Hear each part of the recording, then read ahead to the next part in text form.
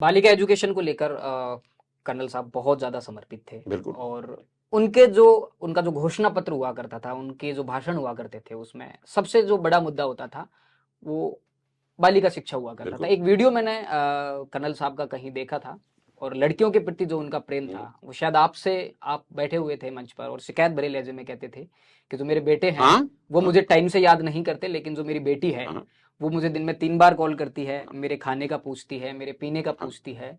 तो ये आपसे शिकायत थी और अपनी बेटी के लिए कर्नल साहब का प्रेम था, और बालिका शिक्षा को लेकर जो उनका घोषणा पत्र था, क्या लगता है कि आपकी बहन का उसमें एक बहुत बड़ा योगदान है? उन्होंने जिस तरह से संबल मैं दिया। बताता हूँ क्या है जी। कि मैं बाहर काम किया करता था। हम्म, मेरे टाइमिंग्स और कर्नल साहब के टाइम, इंडिया के और बाहर के टाइमिंग्स अलग होते थे। हम्म, और क्या होता था कि कर्नल साहब एक बात कहते थे, हम्म, जो ये वो पूरा कॉन्टेक्स्ट जो है ना, वो बहुत इंटरेस्टिंग कॉन्टेक्स्ट है। हम्म, वो कहते थे, your son is your son hmm, till he gets married, जी।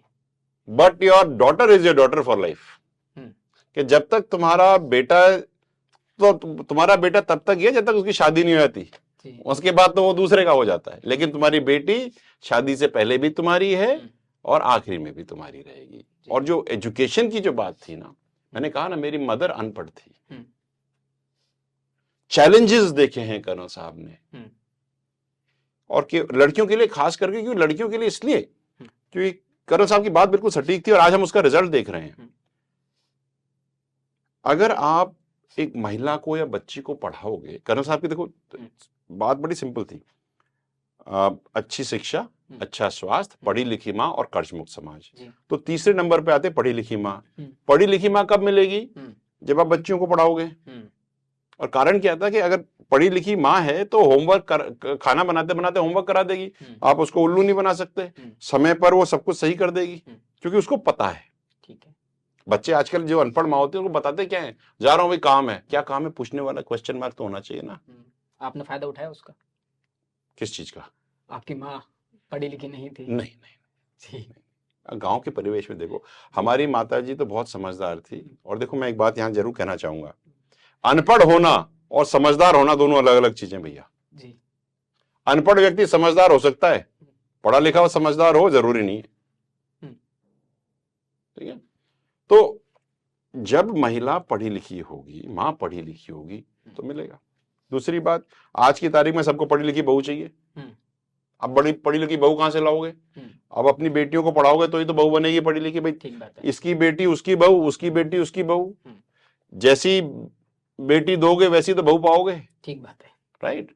और बात पढ़ाई की जब बात करें तो एक स्कूटी योजना हुआ करती थी देवनारायण बोर्ड में, है ना? अभी भी चलती है। अभी भी चलती है।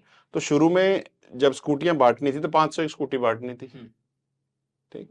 और उसमें करीब 251 252 फॉर्म्स आए थे खींचतान करके, और कट ऑफ 52% गया था। और आज की तारीख में 18,000 फॉर्म आते हैं लड़कियों के, कट ऑफ 82% से ऊपर जाता है। और कोई 1500 स्कूटियां बांटते हैं, 252 से 18,000। आप ये देखो कि 18,000 लड़कियां शिक्षित हो गई हैं, मतलब 18,000 हर साल पढ़ी लिखी माएं बन रही हैं। तो 36,000 घरों में फायदा हो रहा है, एक खुद का घर और एक जिस घर में जा रही। तो 36,000 घरों का फायदा एक साल में, और 10 साल में कहां हो जाएगा? अगर हम 70 लाख की जनसंख्या लेके चल रहे हैं और हर घर में 4 लेके चल रहे हैं, तो आप गणित कर लो कितने लाख तो घर हैं। ठीक बात है। ठीक है। तो 70 का आधा हो गया 35, 15 लाख घर हो गए। 15 लाख घर में 10 लाख घर भी पकड़ लो। 10 लाख घर में अगर हर साल आपके 20,000 लोग या 40,000 घर आबाद होते जा रहे हैं, तो आपको ये कवर करने में कितना टाइम लगेगा? कुछ नहीं है, हमारे हर घर में पढ़ी लिखी मां हो जाएगी। समय, विचार करो, just see, it is only a matter of another 3 to 4 or 5 10 years, हमारा हर घर शिक्षित हो जाएगा, पूरे समाज का, पूरे एमबीसी समाज का। अरे वो दिन देखने के लिए बात होनी, विजन होना चाहिए। आप ये देखो, विजन की बात आई तो एक बात और कहूंगा मैं, और मैं अपने लिए नहीं, मैं सारे समाजों के लिए बात कहना चाहूंगा। आज जो बच्चा जन रहा है, 20 साल बाद उसको समाज और राजस्थान और परिवेश कैसा मिलेगा, ये हमें आज डिसाइड करना है। और आज जो हम काम करेंगे उसका रिजल्ट 20 साल बाद आएगा। तो मैं ये चाहता हूं, मैं तो कर ही रहा हूं कि डिजाइन करो। कर्नल साहब ने वो 252 से 18,000 करके डिजाइन किया ना, ये आरक्षण का करोगे क्या जब पढ़ोगे लिखोगे नहीं तो। जी। और आज मेरे को इस बात की बहुत खुशी है कि 5% आरक्षण जो मिल रहा है उसके अंदर कंपटीशन बहुत हाई है कि 100 में 5 ही मिलेंगी तो जो टॉप में आएगा उन्हीं को ही मिलेंगी। So they are doing very well and I am very happy with this, very happy. जी। सामाजिक नेतृत्व लगातार बैंसला परिवार ने गुर्जर समाज का किया है, एमबीसी समाज का किया जी। राजनीतिक नेतृत्व कहीं ना कहीं दूर है, क्या सोचते हैं आप इस पर? हम गए नहीं उसमें, अब जाएंगे। कर्नल साहब ने चुनाव लड़ा था लेकिन राजनीतिक देखो क्या है, एक बड़ी परिपाटी थी राजस्थान में, हमारे समाज में खास करके, कि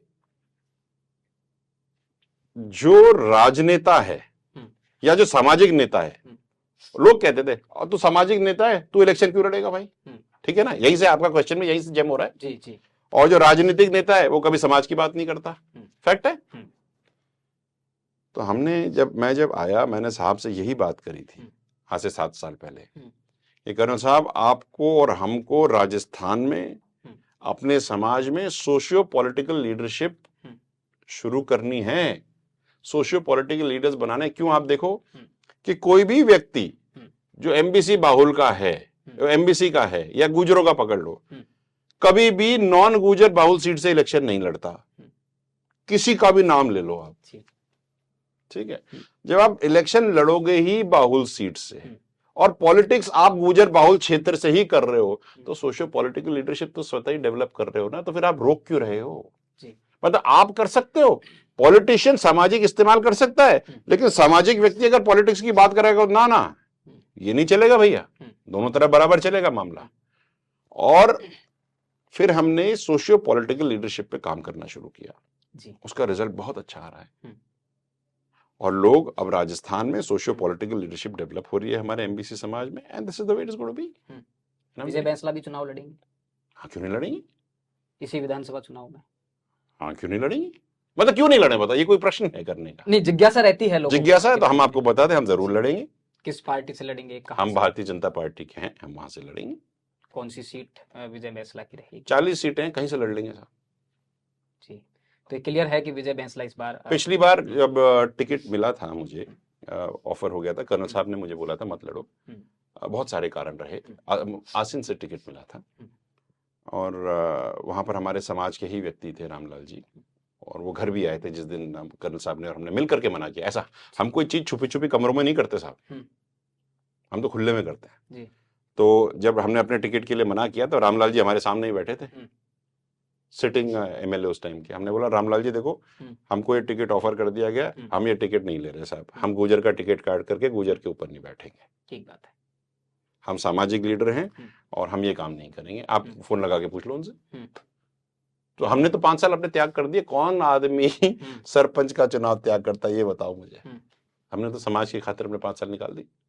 बड़े आंदोलनकारी कर्नल क्रोड़ी सिंह बैंसला से जुड़े अनेक ऐसे संस्मरण विजय बैंसला ने हमारे साथ में साझा किए जो अक्सर लोगों को अभी नहीं पता है। राजस्थान से जुड़े तमाम मुद्दों को जानने और समझने के लिए जुड़े रहिए थिंक 360 के साथ। धन्यवाद।